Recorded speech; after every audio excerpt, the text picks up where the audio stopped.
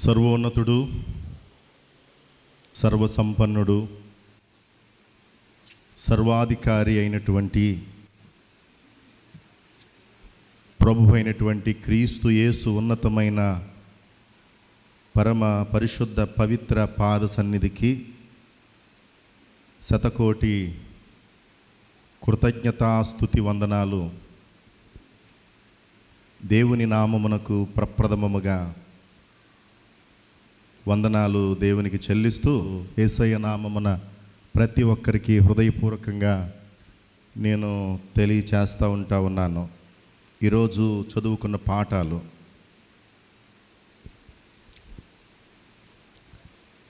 పతనావస్థ అనే మాట ఈరోజు మనం ధ్యానము చేయుచు ఉన్నాం. పతనావస్థ ఇది పతనమవుతున్న స్థితిని తెలిపేది, నాశనము అవుతున్న పరిస్థితిని తెలియచేసేది, శిథిలావస్థకు వెళ్ళుచున్న స్థితిని తెలియచేసేది, క్షీణ దశను తెలియచేసే పదం పతనావస్థ. చాలామంది స్థితి ఇలాగే ఉంటుంది. పైన పటారం, ఈ సామెత తెలుసు కదా, లోపల లొటారం. పైకేమో అబ్బో మామూలుగా ఉండవు, పైకేమో అబ్బో మామూలుగా ఉండదు. వాళ్ళ యొక్క హైప్ చేసుకునే విధానం. లోపల సరుకు లేదు, లోపల యథార్థత లేదు, లోపల ఉత్తుత్తి స్థితి. అలాంటి వారు పతనము అవుతారు. వీళ్ళ యొక్క ఉద్దేశాల గురించి పైకి బాగుంటుంది, లోపల మాత్రం వాళ్ళ యొక్క స్థితి పరిస్థితుల గురించి ఈ 23వ అధ్యాయంలో చాలా బాగా చెప్పాడు. పైకి బాగుంటుంది, బాహ్యం అని చెప్పే విషయంలో మత్తయి సువార్త 23:23 ఆ బండ గుర్తు కలిగిన ఆ వచనాన్ని మీరు గమనిస్తే అక్కడ రెండో భాగంలో ఏమంటాడంటే 23:23 రెండో భాగం, మీరు ఎందులోనంట? పుదీనాలోను. పుదీనా తెలీదా? ఇది ఎవరికన్నా అందరికీ తెలుసు కదా. పుదీనా, ఇంకా సోపులోను, సోపు, ఇంకా జీలకర్ర. చిన్న చిన్నవి ఇవి. జీలకర్ర ఎంతది? చిన్నగా ఉంటుంది కదా. పుదీనా ఆకు, సోపు. ఇక్కడ ఐడెంటిఫై చేయబడుతున్నటువంటి ఆ యొక్క సామగ్రి, ఆ ఆకు, ఆ సోపు, ఆ జీలకర్ర, ఆ చిన్న చిన్న విషయాల్లో అద్దారబత్తరంగా హైప్ చేసుకుంటూ మేము ఎలాగో తెలుసా, మేమెంతో తెలుసా, మేము ఎలాంటి వారమో తెలుసా అనేటటువంటి స్థితి పరిస్థితి నీకు నీవు చేసే వ్యవహారములు ఏవైతే ఉన్నాయో, పైకి నీవు పుదీనా విషయంలో అమ్మో చాలా కరెక్ట్గా ఉంటావు, జీలకర్ర విషయంలో చాలా ముద్దుంటావు, సోపులో చాలా ముందుంటావు. ఆ తర్వాత వాడాడు చూడండి 23C భాగాన్ని చూస్తే, 3వ భాగం చూస్తే ఈ జీలకర్రలోను పుదీనాలోను సోపులోను 10వ భాగాన్ని చెల్లిస్తావు, కానీ ధర్మశాస్త్రంలో ఇదిగో ఎక్కడికి రా, ఈ విషయంలో చేసి చూపించు. దేంట్లో? ధర్మశాస్త్రములో ప్రధానమైన విషయములను, అనగా అంటే ఏంటంటే వింటావా, న్యాయమును చేస్తావా, న్యాయమును, కనికరమును, విశ్వాసమును విడిచిపెట్టితిరి. మరి దేన్ని చేసావు?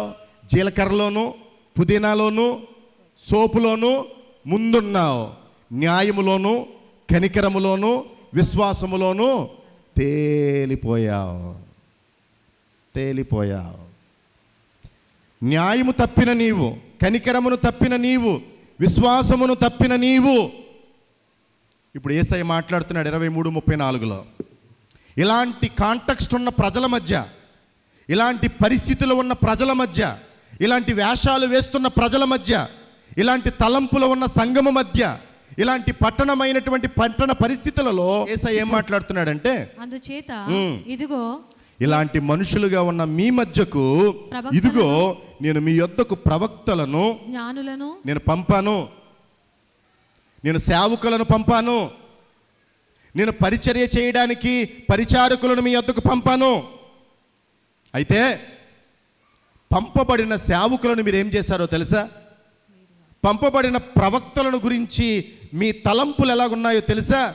సేవ చేయడానికి సేవకులుగా వచ్చిన వారి పక్షాన మీ మైండ్ సెట్ ఎలాగుందంటే అక్కడ చెప్తున్నాడు, మీరు వారిలో కొందరిని ఏం చేశారు? చంపి సిలువ వేయుదురు. వాళ్ళని ఏం చేశారంటే మీరు వాళ్ళని ఏ రీతిగా వారిని అంతం చేయాలో, వారిని ఏ రీతిగా వారిని ఎలాగ తప్పించాలో అక్కడ మాట్లాడుతున్నాడు. కొందరిని సమాజ మందిరములో కొరడాలతో కొట్టి పట్టణము నుండి మీరు వారిని తరమాలని చూస్తున్నారు, తరుముతున్నారు, కొడుతున్నారు, చంపుతున్నారు. ఇలాంటి పనులు చేసిన వారికి ఏముంటుందని చెప్తున్నాడు ఈరోజు అంశం అంటే పతనావస్థ. ఇదే విషయాన్ని 4-5 రోజుల ముందు అనుకుంటా కౌలుదారుల ఉపమానంలో అదే ఉంది. ద్రాక్ష తోటను గుత్తకు తీసుకున్నవారు, కౌలుకు తీసుకున్నవారు, కాపులు అక్కడ పంపబడిన దాసులను ఏం చేశారు? కొట్టారు. పంపబడిన దాసులను ఏం చేశారు? ఎగతాళి చేశారు, అవమానపరిచారు,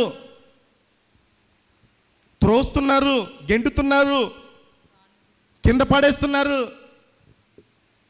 పంపబడిన దాసులను ఎలా గాయపరచాలో అలాగా వారిని మీరు గాయపరిచిన వారుగా ఉన్నారు.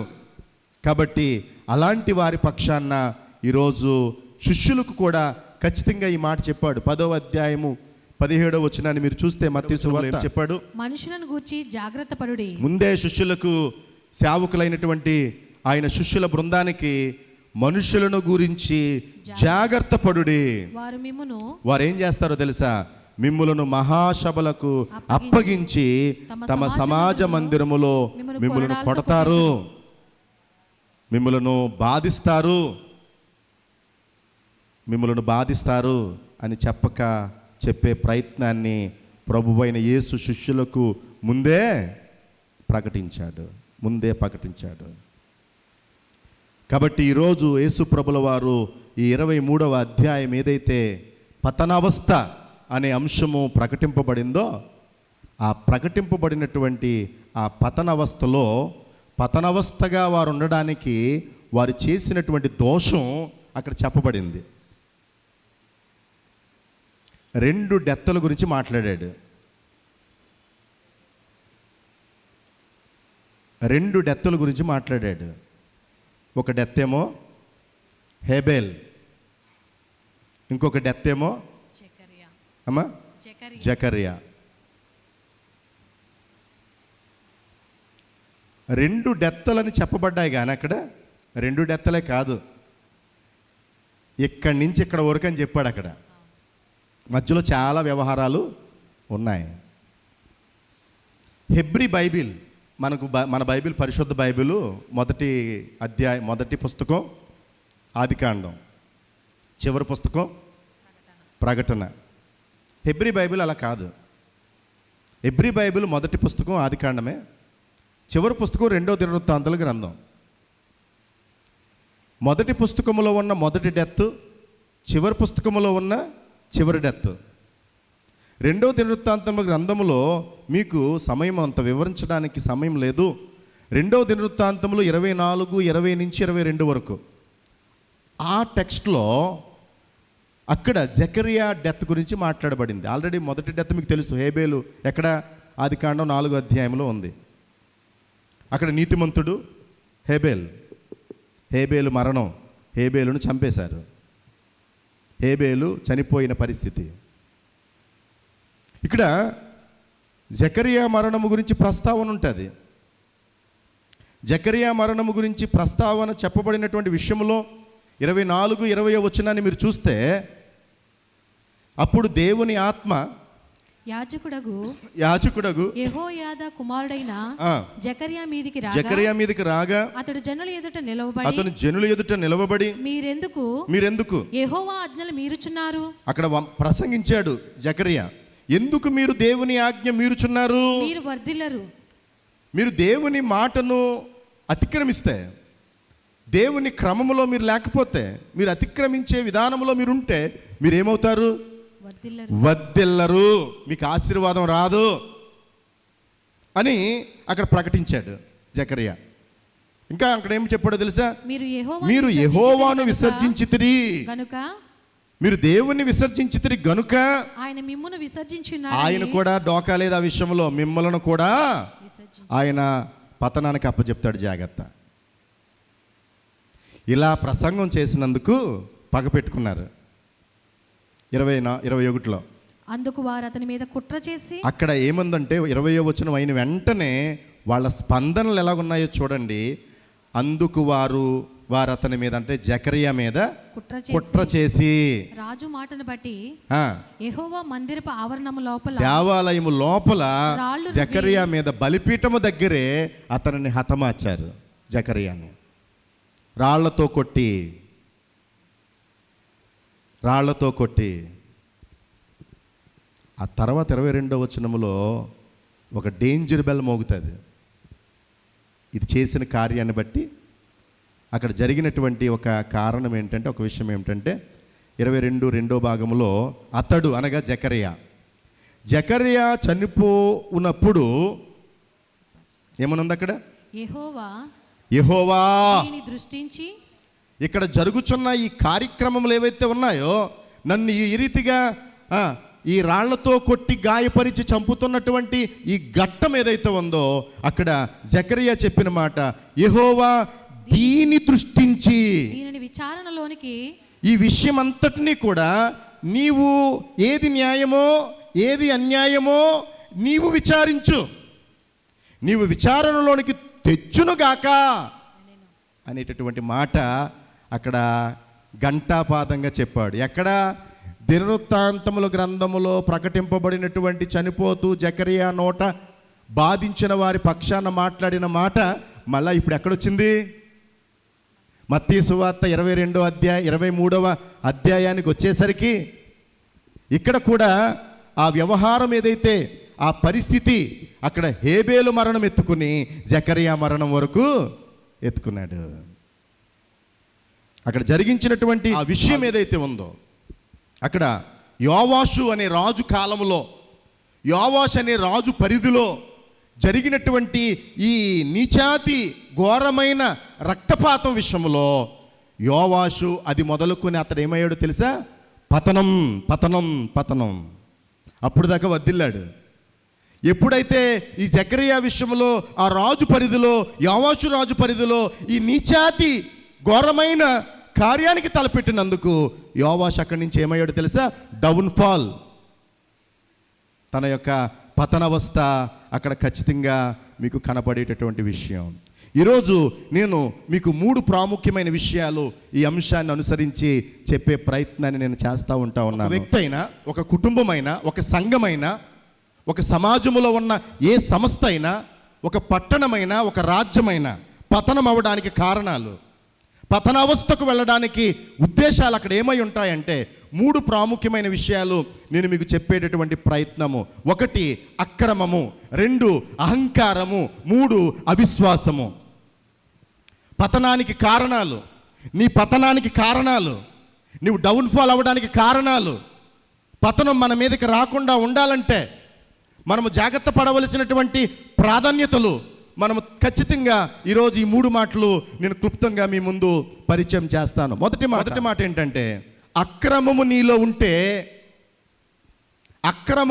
ఉంటే క్రమం చేసుకో, లేకుంటే పతనం అయిపోతావు. మొదటి మాట, అక్రమము నీలో ఉంటే క్రమం చేసుకో, లేకపోతే పతనావస్థకు వెళ్తావు. ఏంటి నీలో ఉన్న అక్రమం? ఏంటి నీలో ఉన్నటువంటి అక్రమం? దేవుని పట్ల, దేవుని పరిచర్య పట్ల, నీతిమంతుల పట్ల మనం అన్యాయంగా ఉండడం క్రమము లేని స్థితి. ప్రభు అయినటువంటి యేసు ఈ మత్తయి సువార్త 23వ అధ్యాయంలో ఘోషిస్తున్నటువంటి భావజాలాలు ఏంటంటే, యెరూషలేమా యెరూషలేమా ఏంటి నువ్వు చేస్తుంది అంటున్నాడు. అక్కడ ప్రభువు ఏం చేస్తున్నాడు? అక్కడ తన వ్యక్తిత్వం 37వ వచనంలో బాధపడుతున్నాడా లేదా? ఏం చేస్తున్నావో నీకు అర్థమవుతుందా అన్నట్టు చెప్తున్నాడు. అక్కడ నీవు ఎట్లా ఉన్నావో నీకు తెలుస్తుందా అన్నట్లు అక్కడ గద్దిస్తున్నాడు. నువ్వేం చేస్తున్నావు? అక్రమము చేస్తున్నావు, నీతిమంతుల రక్తాన్ని చిందిస్తున్నావు, నీతిమంతుల జోలికి నువ్వు వెళ్తున్నావు. వాళ్ళ పని వాళ్ళు చేసుకుంటుంటే హేబే మొదలు జకర్యా వరకు నువ్వు చేసిన పాపం అక్రమం. నువ్వు చేసిన పాపం అక్రమం. వారిని కొట్టడం, వారిని చంపడం, వారిని సమాజంలో వేడవడం, వాళ్ళ కొరడాలతో బాధించడం, ఇది నీవు చేస్తున్నటువంటి అక్రమం. యేసుప్రభుల వారు అక్రమము చేయువారి గురించి ఏమన్నాడంటే, పోండి నా దగ్గర ఉండొద్దు మీరు అన్నాడు. అవునా కదా? అక్రమము చేయువారులారా నా యొద్ద నుండి మీరు పొండి. ప్రభు సన్నిధిలో, ప్రభు పరిచర్యలో అక్రమము విస్తరిస్తూ ఉన్నదని, ప్రభువు ప్రేమ చల్లారిపోతుందని ప్రభువు చెప్పకనే ఈ విషయంలో చెప్పినటువంటి పరిస్థితులు ఉన్నాయి. కాబట్టి సమయమవుతుంది. ఇది మొదటి మాట. అక్రమము మనలో ఉంటే, ఎక్కడ మనకు క్రమం లేదో, ఎక్కడ మనం వంకరటింకరగా ఉన్నామో, ఆనాటి ఎవరు బాప్తిస్మిచ్చి యోహాను వచ్చి ప్రకటించిన మాట ఇదే. ఎక్కడ క్రమం లేదో అది క్రమపరుచుకోండి, ఎక్కడ సరిలోదో అది సరి చేసుకోండి, ఎక్కడ అక్రమం ఉన్నదో అది తప్పక అది విసర్జించాలని, అది తీసివేయాలని ప్రభువు మన పక్షాన ఆయన కోరుతున్నటువంటి విషయం. రెండవ మాట ఏంటంటే అహంకారం. అహంకారం నీలో ఉంటే అదుపు చేసుకో, లేకపోతే పతనమవుతావు. మన వ్యక్తిగత ఆత్మీయ జీవితాల్లో మనం అహంకారముతో, అహంభావముతో విర్రవీగే విధానం మనం పడిపోవడానికే కారణాలుగా ఉంటాయి. మన వ్యక్తిగత జీవితంలో బైబిల్ ఆధారంగా అక్కడ లూసిఫర్ను మనం చూస్తే లూసిఫర్ ఏమై తన వ్యక్తిత్వాన్ని చాటింపు వేసుకుంటుంది, ఎట్లా తన యొక్క స్థితిని తను పరిస్థితిగా చూపించే ప్రయత్నం చేస్తుంది మనకు తెలుసు కదా. ఆ లూసిఫర్ యొక్క పాఠం యెషయా గ్రంథంలో ఉంటుంది. యెషయా గ్రంథంలో 14వ అధ్యాయం 12వ వచనములో ఉంటుంది. తేజో నక్షత్రమా. ఇక్కడ లూసిఫర్కు ఉన్నటువంటి వైభవం ఏంటంటే తేజో నక్షత్రమా అనే పదం వాడబడింది. వేకువ చుక్క అనే పదం లూసిఫర్కు వాడబడింది. ఇప్పుడు తేజో నక్షత్రం, వేకువ చుక్క ఏమైపోయింది అక్కడ? నీవెట్లు ఎక్కడి నుంచి ఎక్కడికి? నీ పరిస్థితి ఎక్కడుండేది? ఆకాశంలో ఉన్నతంగా ఉండేది. ఇప్పుడు నీ పరిస్థితి ఏమైంది? పతనం. ఆకాశము నుండి పడితివి, నీవేమయ్యావు? పతనమయ్యావు. నీవెలాగయ్యావంటే జనములను పడగొట్టిన నీవు, అక్కడ వాడిన మాట నేల మట్టం వరకు నీవెట్లు నరకబడిన స్థితి, నీ పతన స్థితి. కారణం ఏమిటమ్మా? అహం. నేనే అనే అహం. 13వ వచనంలో తను ఎట్లా స్పందిస్తుందంటే లూసిఫరు, నేను అనే పదాన్ని వాడి ఎక్కిపోతాను ఇంకా పైకి.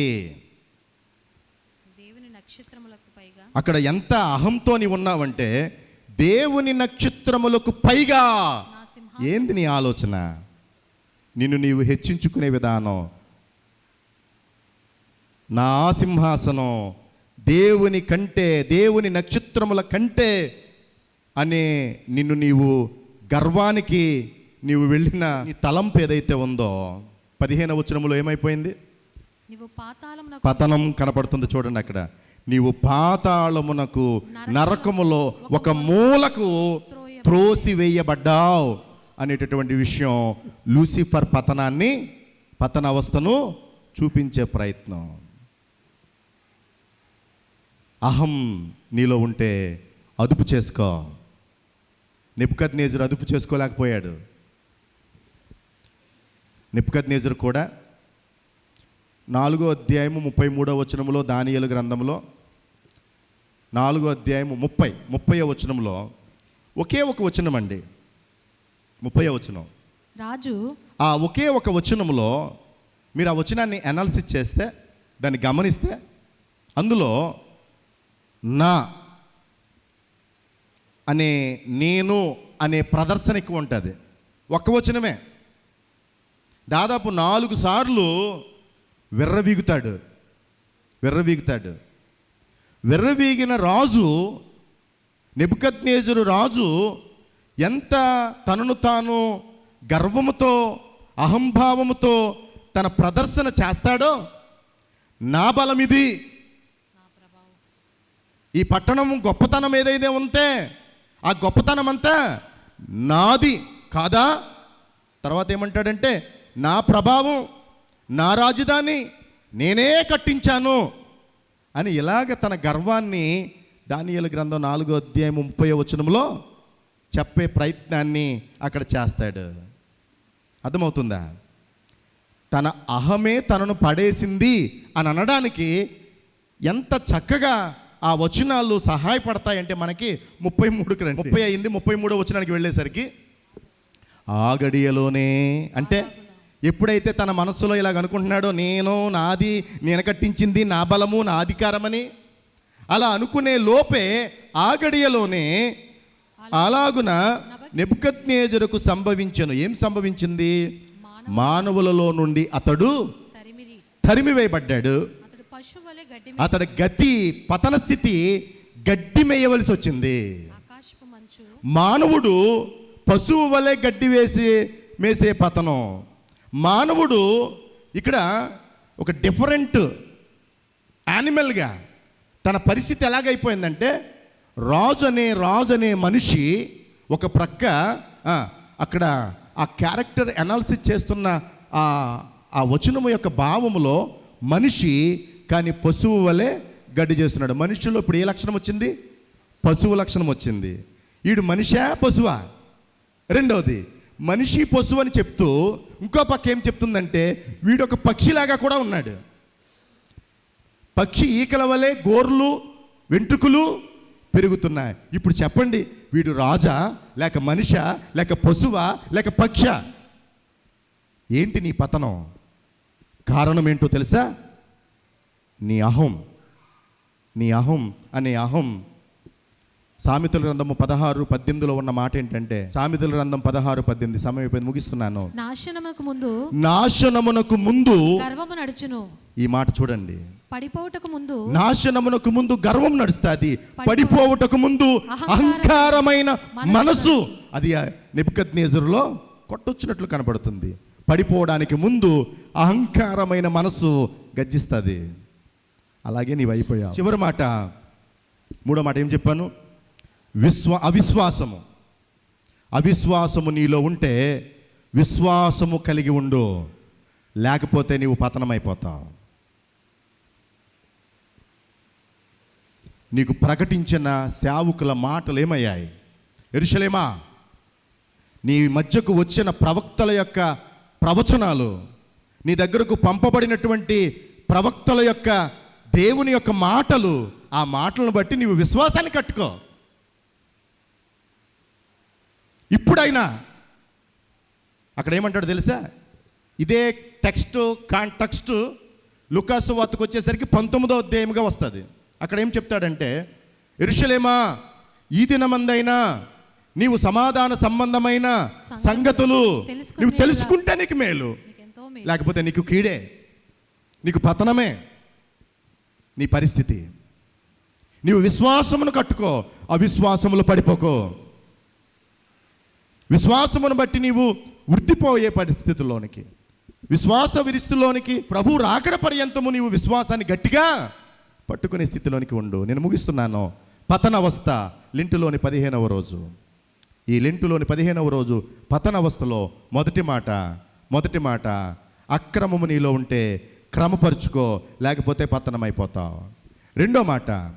రెండో మాట అహంకారం నీలో ఉంటే అదుపు చేసుకో, లేకపోతే పతనమైపోతావు. 3వ మాట అవిశ్వాసము నీలో ఉంటే విశ్వాసము కలిగి ఉండు, లేకపోతే పతనము అవుతావు, జాగ్రత్త. ఇట్టి మాటల ద్వారా పరిశుద్ధాత్మ దేవుడు మనకు తోడయుండి కాపాడునుగాక. ఆమేన్.